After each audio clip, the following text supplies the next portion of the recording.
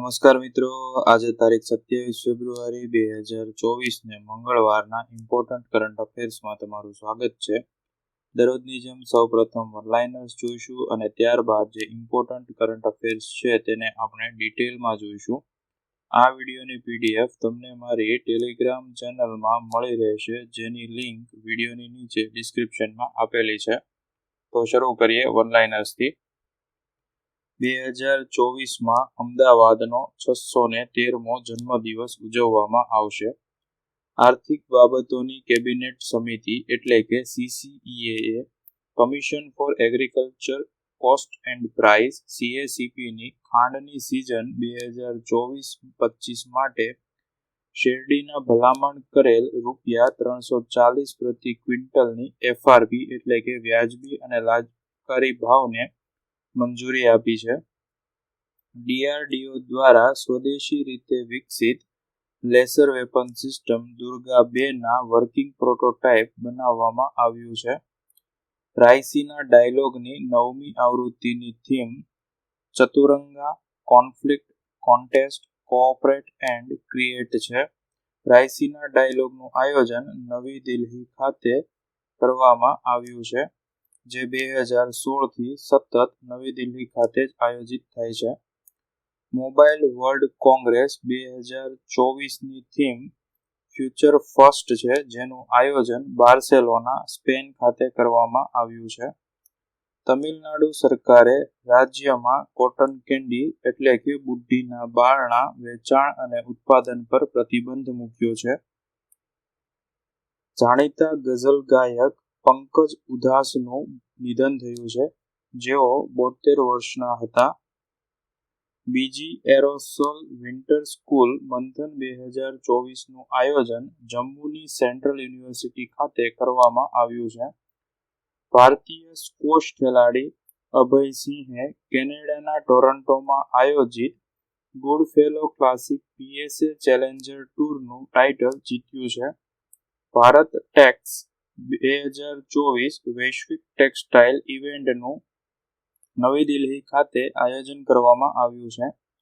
બેંકો અને પોસ્ટ ઓફિસો ECIને એટલે કે ઇલેક્શન કમિશન ઓફ ઇન્ડિયાને મતદાર શિક્ષણ અને લોકસભાની ચૂંટણીઓ પહેલા આઉટરીચ વધારવામાં મદદ કરશે. ફેલેટી ટીઓને પેસિફિક આઇલેન્ડના નવા વડાપ્રધાન તરીકે નિયુક્ત કરવામાં આવ્યા છે.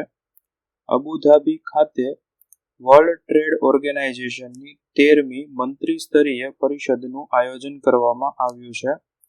પર્પલ ફેસ્ટ 2024નું આયોજન રાષ્ટ્રપતિ ભવન ખાતે કરવામાં આવ્યું છે. IIT મદ્રાસના department of science and technology business ઇન્ક્યુબેટર્સમાં સ્ટાર્ટઅપ દ્વારા વિકસિત હોમોસેપ એટમ નામની ટેકનોલોજી દ્વારા ભારતના પ્રથમ સેપ્ટિક ટાંકી સફાઈ રોબોટનું નિર્માણ કરવામાં આવ્યું છે. ઓઇલ ઇન્ડિયા અબુધાબીમાં આયોજિત global partner road show confluence where energy and opportunity કન્વર્જનું આયોજન કરશે. આ સાથે આજના વનલાઇનર્સ પૂર્ણ થયા. હવે જે ઇમ્પોર્ટન્ટ કરંટ અફેર્સ છે તેને આપણે ડિટેલમાં જોઈશું. તો પહેલું છે કોટન કેન્ડીના વેચાણ અને ઉત્પાદન પર પ્રતિબંધ. જ્યારે એવું જાણવા મળ્યું કે કોટન કેન્ડીને બનાવવા માટે રોહડોમિન બી નામના કેમિકલનો ઉપયોગ કરવામાં આવી રહ્યું છે, ત્યારે તમિલનાડુ સરકારે રાજ્યમાં તેના વેચાણ અને ઉત્પાદન પર પ્રતિબંધ મૂક્યો છે. રોડામિન બી એક રસાયણ છે જે સામાન્ય રીતે કાપડ, કાગળ, ચામડા અને પેઇન્ટ ઉદ્યોગોમાં રંગીન એજન્ટ તરીકે રંગવા માટે ઉપયોગમાં લેવામાં આવે છે, જેનાથી લાલ અને ગુલાબી સ્પેક્ટ્રમ પ્રાપ્ત થાય છે. સંશોધકોએ ઓળખી કાઢ્યું છે કે જો રોડામિન બીનો વધારે પડતો ઉપયોગ કરેલો ખોરાક નિયમિતપણે ખાવામાં આવે તો તે મગજમાં સેરેબેલમ પેશીઓ અને મગજને કરોડરજ્જુ સાથે જોડતા મગજના સ્ટેમ્સને નુકસાન પહોંચાડી શકે છે. ફૂડ સેફ્ટી સ્ટાન્ડર્ડ્સ એક્ટ 2006 મુજબ લગ્ન સમારોહ કે અન્ય જાહેર કાર્યક્રમોમાં રોડામાઇન બી સાથેની ખાદ્ય ચીજોની તૈયારી, પેકેજિંગ, આયાત, વેચાણ અને સેવા આપવી એ સજાપાત્ર ગુનો બને છે.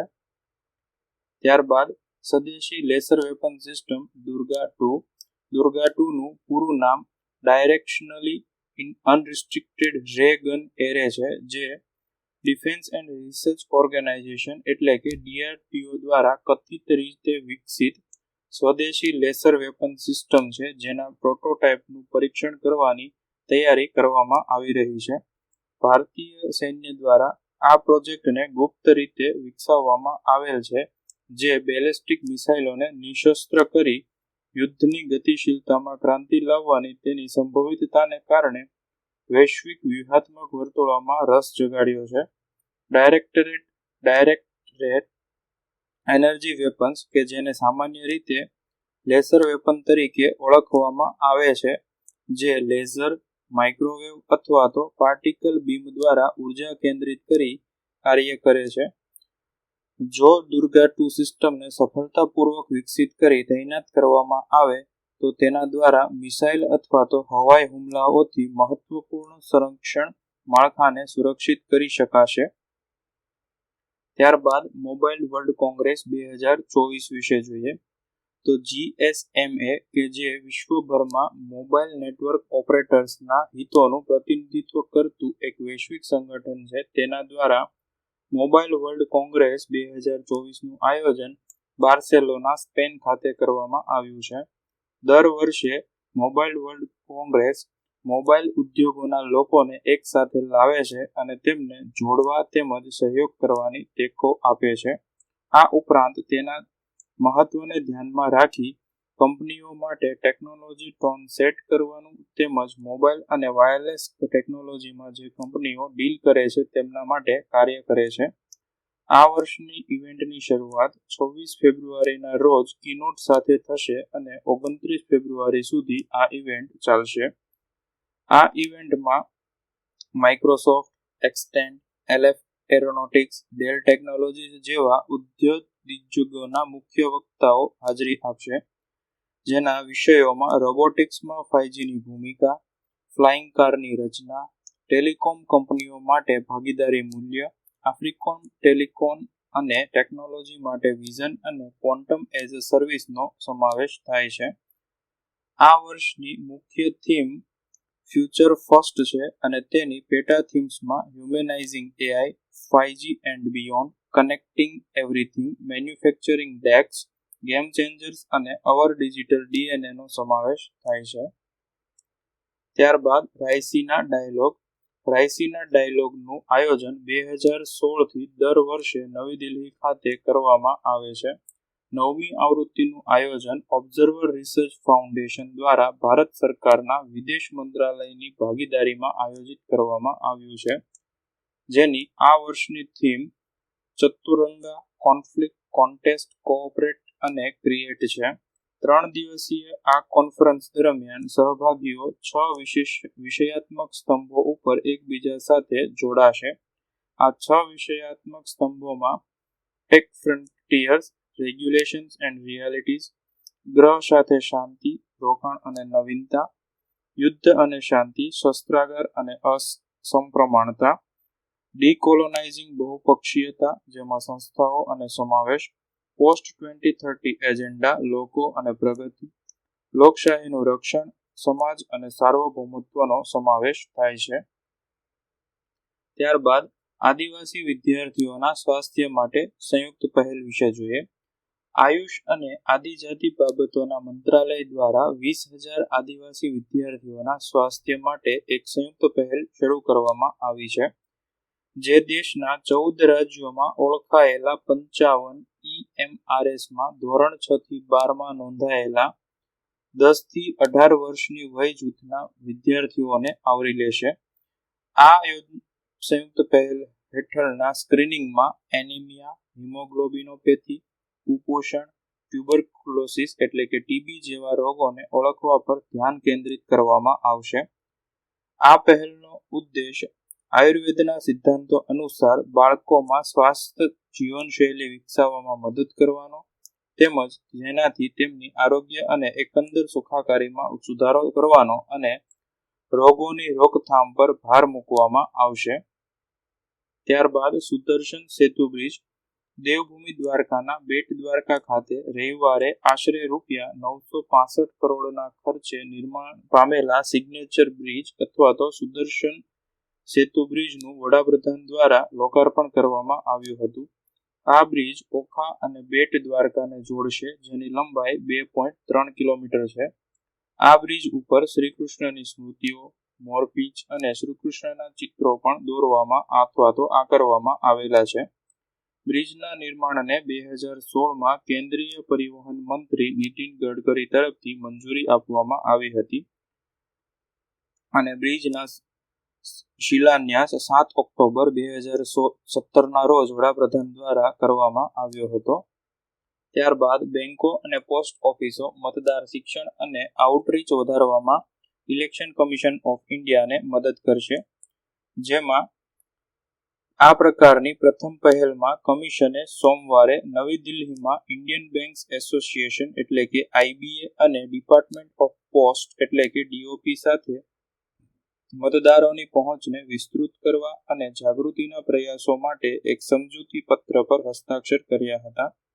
આ પહેલ અંતર્ગત ECI મેસેજિંગ સમગ્ર દેશમાં 1.6 લાખ બેંક શાખાઓ, 2 લાખથી વધુ ATM અને 1.55 લાખ પોસ્ટ ઓફિસ દ્વારા વ્યાપક દર્શકો સુધી પહોંચશે. MOU હેઠળ ઇન્ડિયન બેંક્સ એસોસિએશન અને ડિપાર્ટમેન્ટ ઓફ પોસ્ટના સભ્યો અને તેમની સંલગ્ન સંસ્થાઓ તેમની વેબસાઇટ્સ પર મતદાર શિક્ષણ સંદેશા પ્રદર્શિત કરશે તેમજ તેમની મુલાકાતે આવનારા મુલાકાતીઓને ચૂંટણી પ્રક્રિયા વિશે વધુ જાણવા માટે માહિતી આપશે. આ ઉપરાંત મતદાર શિક્ષણ સામગ્રીનો પ્રચાર સોશિયલ મીડિયા અને સભ્ય સંસ્થાઓના ગ્રાહક આઉટરીચ પ્લેટફોર્મ સહિત વિવિધ પ્રમોશનલ ચેનલો દ્વારા કરવામાં આવશે, જે હિતધારકો અને લોકોમાં વ્યાપક જાગૃતિની ખાતરી કરશે.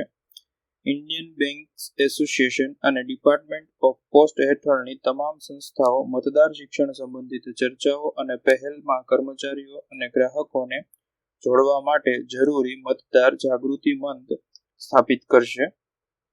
ત્યારબાદ ભારતનો પ્રથમ સેપ્ટિક ટાંકી અથવા તો મેનહોલ ક્લીનિંગ રોબોટ સોલિનાસ કે જે IIT મદ્રાસમાં ઉદ્ભવેલું એક સ્ટાર્ટઅપ છે, તેના દ્વારા ભારતનો પ્રથમ સેપ્ટિક ટાંકી અથવા તો manhole cleaning robot Homosep atom manual scavenging દૂર કરે છે અને સેનેટરી વર્કર્સને સશક્ત બનાવે છે. આ રોબોટ કચરો સાફ કરવો, ડિસિલ્ટ કરવું અને તેનું પરિવહન કરવું, આ ઉપરાંત ખર્ચમાં ઘટાડો અને રોબોટિક સેનિટેશનને પ્રોત્સાહન આપે છે. સોલિનાસ એ એક ડીપ ટેક અને ક્લાઇમેટ ટેક સ્ટાર્ટઅપ છે, જે પાણી અને સ્વચ્છતાના પડકારોને સંબોધિત કરે છે તેમજ તે નીચેની બાબતોમાં નિષ્ણાંત છે, જેમાં લઘુચિત્ર રોબોટ્સ બનાવવા અને AI આધારિત ઉકેલો દર્શાવવા છે. લઘુચિત્ર રોબોટ્સ એટલે કે નાના રોબોટ્સમાં 90 mm વોટર રોબોટ અને 100 mm થી નીચેની પાઇપલાઇનને નેવિગેટ કરવી, ગટર સાફ કરવા માટે 120 mm ના ગટર રોબોટ બનાવવાનો સમાવેશ થાય છે. AI આધારિત ઉકેલોમાં એન્ડોબોટ અને સ્વસ્થ AI પાણીના દૂષણ, બગાડ અને ગટરના ઓવરફ્લોને શોધવા માટે અને તેમાં ઘટાડો કરવા માટે ઉપયોગમાં લેવાય છે. તેમની અન્ય AI આધારિત સેવાઓમાં ખર્ચમાં બચત અને પીવાના પાણીના પુરવઠામાં સુધારો કરવો, જે હાલમાં હુબલી શહેર ખાતે કાર્યરત છે. ગટરની પાઇપલાઇનમાં ખામીઓ ઓળખવો, જે પ્રોજેક્ટ ગોવામાં શરૂ કરવામાં આવ્યો છે. ક્રોસ દૂષણ અને ગેરકાયદે ટેપિંગના પડકારોને ઓળખવાનું કાર્ય ચેન્નઈ મેટ્રોમાં કરવામાં આવી રહ્યું છે. આ સાથે આજનો કરંટ અફેર્સ પૂર્ણ થયું. જો વિડીયો ગમ્યો હોય તો લાઈક કરજો, અન્યને ઉપયોગી થાય તેવું જણાય તો વિડીયો તેમની સાથે શેર કરજો.